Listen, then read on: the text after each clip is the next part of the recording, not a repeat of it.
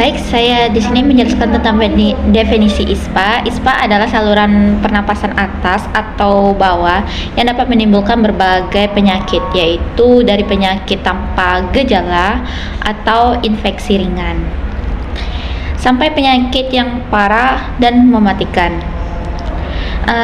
ISPA sendiri merupakan infeksi saluran pernafasan akut yang menyerang tenggorokan seperti tenggorokan, hidung, dan paru-paru yang berlangsung lebih kurang itu 14 hari. ISPA mengenai struktur saluran atas. Selain itu, etiologi dari ISPA sendiri, ISPA merupakan infeksi saluran pernafasan akut yang disebabkan oleh bakteri atau mikroorganisme, diantaranya yaitu Pneumococcus dan Bordetella dan lain-lain. ISPA sendiri yaitu infeksi yang disebabkan oleh mikroorganisme di struktur saluran pernafasan atas yang tidak berfungsi untuk pertukaran gas. Nah, diantaranya termasuk rongga hidung, faring, dan laring yang dikenal dengan ISPA.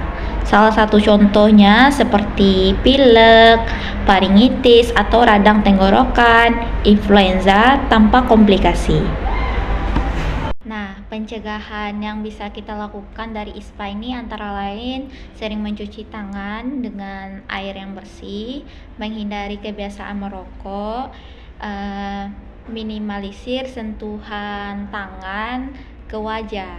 Nah, di sini komplikasi ISPA yang dapat terjadi antara lain gagal nafas karena paru-paru berhenti berfungsi dan gagal jantung kongestif.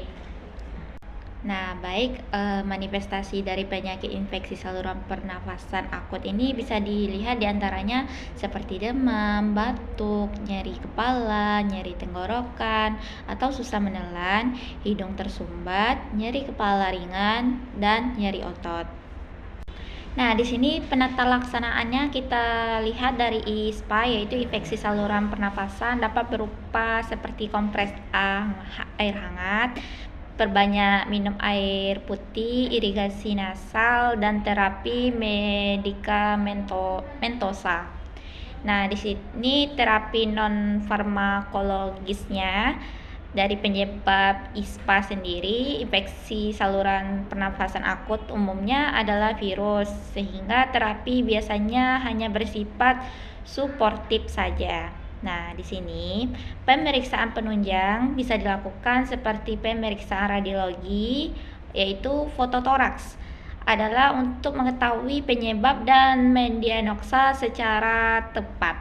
Nah, selanjutnya itu pemeriksaan RSV adalah untuk mendiagnosis RSV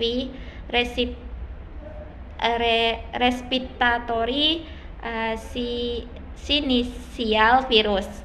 Nah, di sini gas darah arteri yaitu untuk mengkaji perubahan pada sistem saluran pernafasan, kandung oksigen di dalam darah. Selanjutnya itu jumlah sel darah putih diketahui normal atau meningkat. Nah, acuan keperawatan dari infeksi saluran pernafasan akut bisa kita tentukan. Yang pertama itu pengkajian. Maksudnya adalah mendata diri atau melengkapi identitas dari pasien tersebut. Nah, di sini diagnosa infeksi saluran pernafasan akut yang bisa kita ambil diantaranya itu pola nafas berhubungan dengan proses inflamasi saluran pernafasan di halaman D0005. Nah, untuk keluarannya itu manajemen jalan nafas di halaman L10, 10, 11. Nah, di sini bersihan jalan nafas efektif di D0001.